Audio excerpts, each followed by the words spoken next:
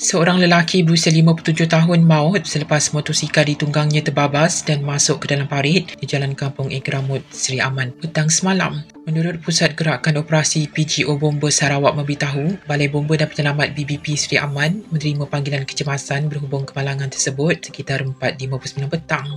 Balai Bomba dan Penyelamat BBP Seri Aman yang diperkuatkan seramai 7 anggota yang diketuai oleh Pegawai Bomba Kanan 1 Muhammad Fazli Buyung dikerahkan ke lokasi kejadian sebaik sahaja menerima panggilan kecemasan berkenaan. Setibanya pasukan keluaran operasi PKO BBP Seri Aman di lokasi, kemalangan kendiri melibatkan seorang penunggang motosikal telah terbabas ke parit.